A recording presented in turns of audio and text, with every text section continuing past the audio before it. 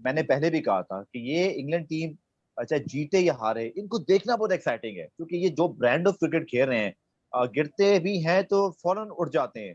और आज भी उन्होंने ऐसे ही किया। पिछला मैच जब वो हारे तो बहुत सारे फैंस ने मेरे ट्वीट के जवाब में कहा कि भैया आप तो बहुत ही बड़े फैन हैं, वो हार गए और आप तब भी उन्हें सपोर्ट कर रहे हैं। बट मेरी सोच अब भी बरकरार है कि ये जो टीम 3-4 साल से खेल रही है किसी भी टीम के खिलाफ किसी भी कंडीशन में, ये अप्रोच बहुत आउटस्टैंडिंग है। कि 96 की श्रीलंका है, 2020 की श्रीलंका है, जिन्होंने उस वक्त श्रीलंका ने जो करके दिखाया था ये अब कर रहे हैं। कि ये दूसरी टीमों से बहुत तेज दौड़ते हैं, कभी गिर भी जाते हैं पर संभल जाते हैं। विजय भाई मेरे साथ मौजूद हैं, विजय लोकेपाली, बहुत रिस्पेक्टेड इंडियन जर्नलिस्ट हैं।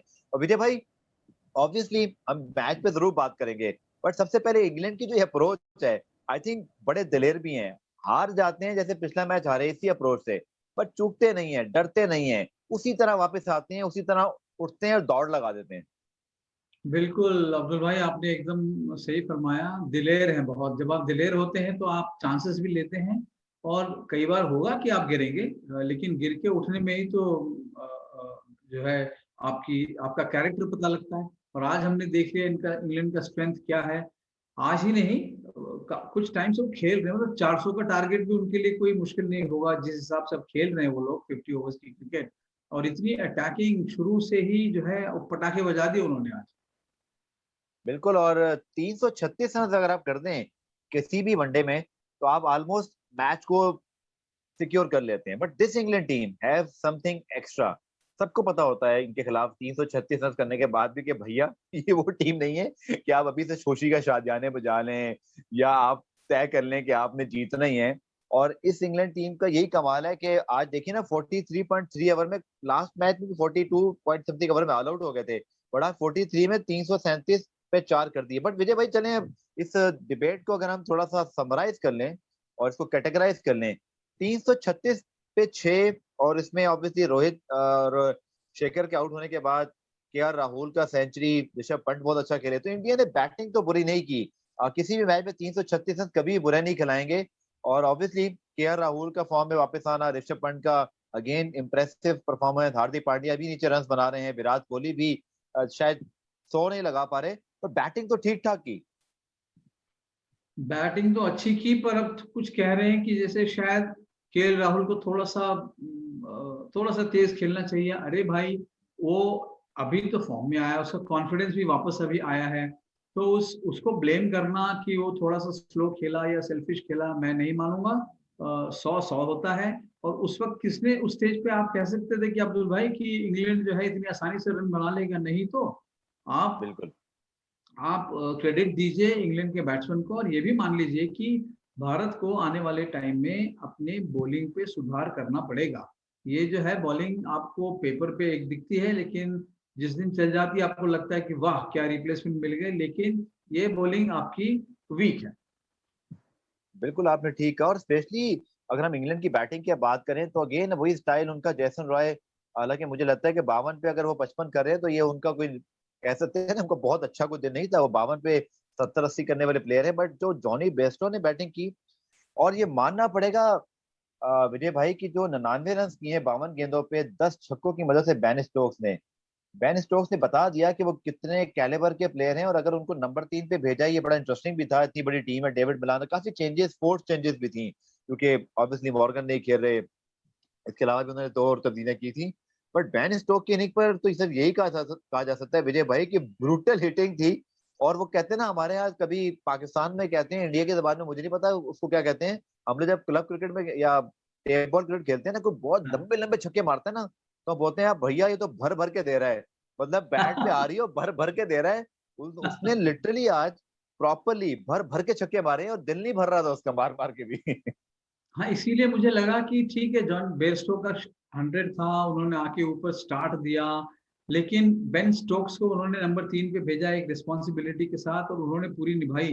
तो मेरा man of the match Ben Stokes रहेगा, क्योंकि जिस ढंग से उन्होंने जितनी तेजी से रन बनाए हैं, तो पीछे जो बैट्समैन आते, अगर मान लीजिए एक प्रेशर बनता, तो उनके पास फिर भी काफी बॉलें होती रन चेज करने के लिए। लेकिन बेन स्टोक्स ने तो एक तरफा बना दिया। और उस ऊपर आके अगर आप देखें बेरसो के साथ जो इनिंग्स खेली है उन्होंने, बाप रे बाप, मतलब उनको कहाँ बॉल डालते आप? जहाँ बॉल डाल रहे थे वो छक्के मार रहे थे, चौके मार रहे थे। और फिर जो आपने शुरुआत में बात कही कि बड़े दिलेर खिलाड़ी, तो वो तो बेन स्टोक्स हैं बहुत दिलेर खिलाड़ी, क्योंकि हम्म, एक बार भी उन्होंने जो है, मैं नहीं समझता हूँ कि वो आधा शॉट खेला हो। उनको मालूम था कि ये शॉट पूरा छक्का जाएगा, और जिस ढंग से उन्होंने मैच का रुख बदला और बेयरस्टो को साथ दिया, फिर डोमिनेटिंग पार्टनर उस स्टैंड में अगर आप देखें 175 रन में तो 99 रन इनके थे, जी हाँ, बेन स्टोक्स ही हैं, तो कितना डोमिनेट किया उन्होंने बॉलिंग को। बिल्कुल। और विजय भाई, ऑब्वियसली लास्ट मैच में इंग्लैंड ने इसी अप्रोच से बैटिंग की बट हार गए। तो आई थिंक बहुत सारे फैंस की देर में ये बात होगी कि शायद टॉस एक बड़ा क्रूशियल फैक्टर है या ड्यू फैक्टर है। तो भैया मैं तो ये कहूंगा एज ए न्यूट्रल फैन कि भारत ने आखिरी मैच में अगर रन डिफेंड कर लिए थे तो यहाँ भी रन डिफेंड किए जा सकते थे। इट्स ऑल अबाउट विजय भाई, मुझे लगता है कि आई थिंक तमाम टीमों को, फैंस को, मीडिया को ये बात आहिस्ता आहिस्ता समझ में आ रही है कि अगर आप बहुत अच्छा खेलेंगे ना तो फिर आप रन चेस करें या डिफेंड करें, आप दोनों सूरतों में जीत सकते हैं। और आई थिंक उस दिन इंडिया को डिजर्विंग विन मिली। अच्छी बॉलिंग की, शानदार।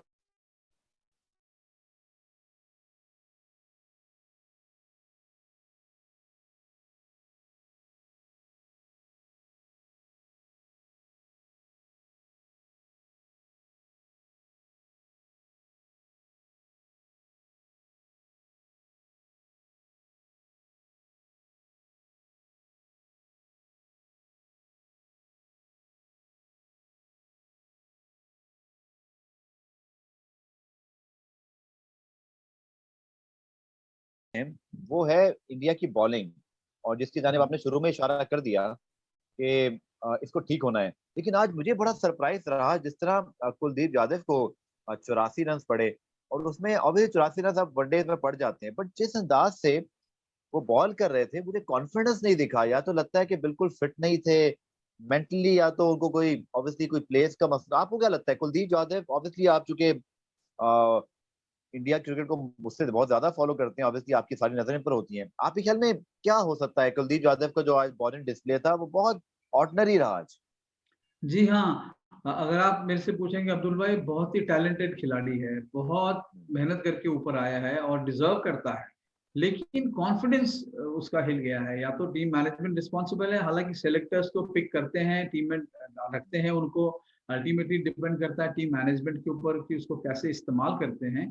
पर मुझे बड़ा अफसोस होता है देख के, जब मैं कुलदीप यादव को देखता हूँ कि एक इतना गिफ्टेड टैलेंटेड खिलाड़ी और स्ट्रगल कर रहा है, और सिर्फ इसलिए स्ट्रगल कर रहा है कि उसको कॉन्फिडेंस नहीं दिया है। या तो कौन जिम्मेदार है वो देखना पड़ेगा, टीम मैनेजमेंट है, कप्तान है, उप कप्तान है, या उनका खुद का कॉन्फिडेंस भी क्यों चला गया है, क्यों बॉल नहीं डल रही उनकी। क्योंकि जब वो शुरू में आए थे, आप देखिए अब्दुल भाई, क्या बढ़िया बॉल निकलता था उनके हाथ से, बिल्कुल। और कितनी मतलब दम से बॉल डालते थे, उनके चेहरे पे दिखता था कि डर नहीं किसी बैट्समैन का। और आज वही कुलदीप यादव क्यों स्ट्रगल कर रहे हैं पता नहीं, पर मुझे उम्मीद है कि वापस डोमेस्टिक क्रिकेट खेलेंगे, उनका अपना मैजिक वापस आएगा और फिर वापसी करेंगे जब, तो अभी मैं ये नहीं कह रहा हूँ कि टीम से बाहर हो गए हैं, लेकिन मुझे लगता नहीं कि उनके लिए टीम में जगह बनाना आसान होगा। और वो जब भी खेलेंगे, मैं तो यही कहूंगा कि इस बॉलर को अच्छी तरह इस्तेमाल कीजिए, क्योंकि ऐसे बॉलर बहुत कम आते हैं।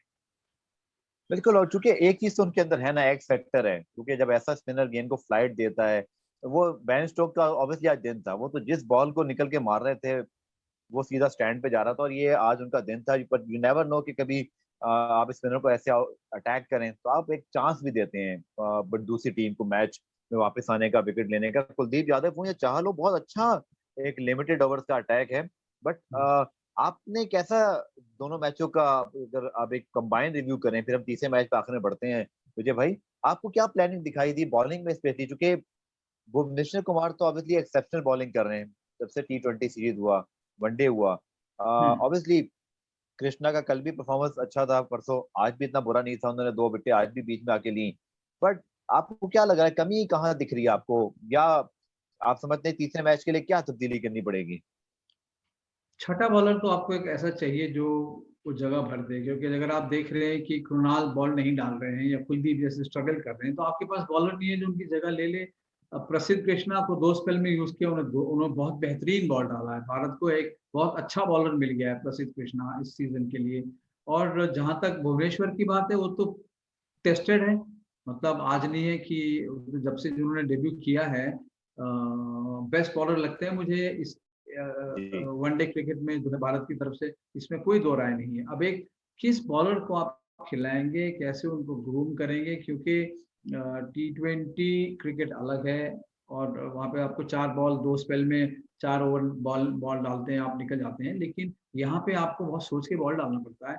और मुझे लगा कि अगर हार्दिक पांड्या बॉल डालेंगे तो एक बैलेंस बनेगा, नहीं तो फिर एक आपको बॉलर एक्स्ट्रा आपको रास्ता ढूंढना पड़ेगा। बिल्कुल आप ठीक कह रहे हैं। और शायद विजय भाई आगे चल के जडेजा जब टीम में आते हैं, फिट होते हैं और सारा कुछ, जो जडेजा एक आपको लगते हैं एक ऑप्शन हो सकते हैं, क्योंकि एक चीज तो है बॉलिंग में वो विकेट टेकर होने के साथ रन भी रोक लेते हैं। दूसरा मुझे शुरू से जडेजा की एक चीज बहुत पसंद है, अब तो बहुत एक्सपीरियंस हो गया उनका, जी कंपैटिटर बहुत बड़े हैं, मतलब आंखें दिखा के खेलने वाले हैं बैटिंग में, बॉलिंग के अंदर। अब तो आईपीएल के सीजन में आई थिंक उनकी सारी चीजें पता चल भी जाएंगी। आपको लगता है कि Jadeja going to be very important for India in limited overs, जो आपका वर्ल्ड कप आ रहा है या जितनी अब क्रिकेट आगे आने वाली है? जडेजा जिस दिन रिकवर करेंगे, थोड़ा सा अपना मैच प्रैक्टिस करेंगे, मैच सिचुएशन जो अंडरस्टैंड करेंगे, तो टीम में आएंगे। उनको तो कोई रोक नहीं सकता, उनकी तो जगह पक्की है और उनको खेलना ही पड़ेगा, क्योंकि उनसे ऑप्शन कितना बढ़ जाता है ना, आपको एक ऑलराउंडर मिल जाता है जेन्युइन। बिल्कुल। भाई वो 10 ओवर इसमें होता है, 10 ओवर डाल लेंगे, T20 में 4 ओवर अपने डाल लेंगे, रन बना लेंगे।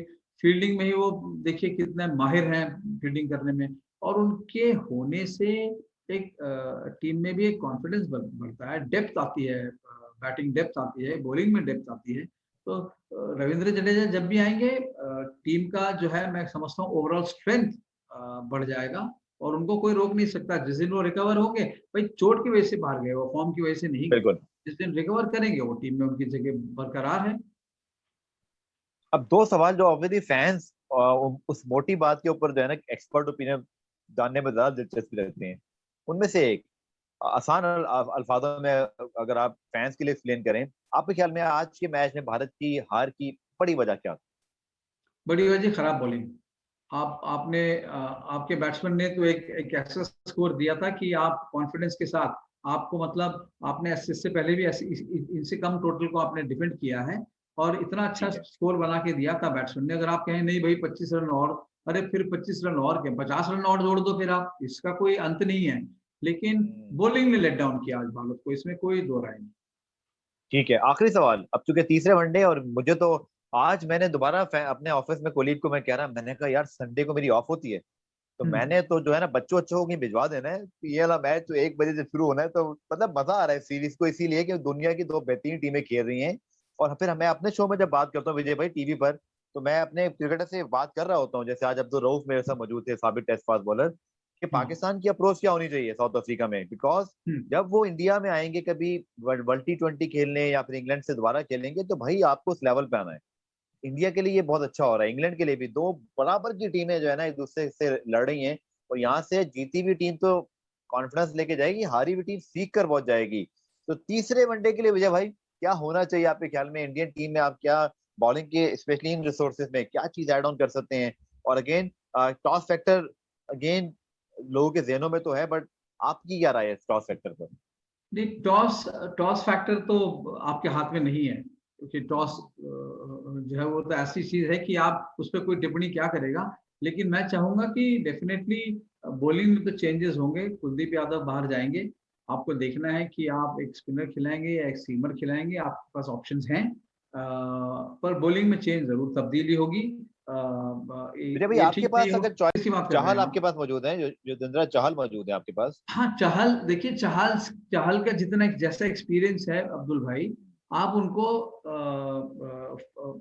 इस मैच में, थर्ड मैच में जो डिसाइडर है, आप इसलिए खिलाइएगा क्योंकि एक्सपीरियंस बॉलर है चहल। वो आराम से कुलदीप यादव की जगह आप उनको डाल सकते हैं ताकि बॉलिंग में बैलेंस बना रहे।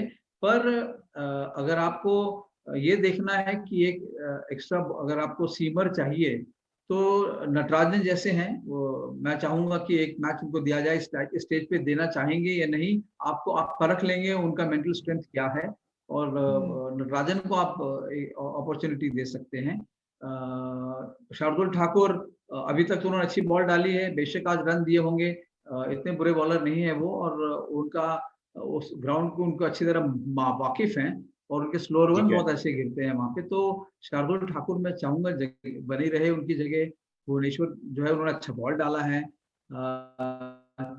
युजवेंद्र चहल अगर वापस आ जाएंगे तो थोड़ा कंप्लीट हो जाएगा, इन द सेंस कि जैसे आज कुलदीप यादव का कॉन्फिडेंस गिर गया था, उनकी जगह मैं चाहूंगा युजवेंद्र चहल डेफिनेटली आ सकते हैं। ठीक है, तो बहरहाल is going to be very very interesting finale again, क्योंकि इस लिमिटेड ओवर क्रिकेट सीरीज में भारत इंग्लैंड ने यही तो हमें एंटरटेन किया। तो विजय भाई थैंक यू सो मच। और तीसरे मैच के बाद मैं जरूर चाहूंगा कि जब ये मैच संडे को खत्म होता है तो हम जरूर सीरीज से बात करें। इट्स हाँ going to be very interesting match and series and overall the tour. और बहुत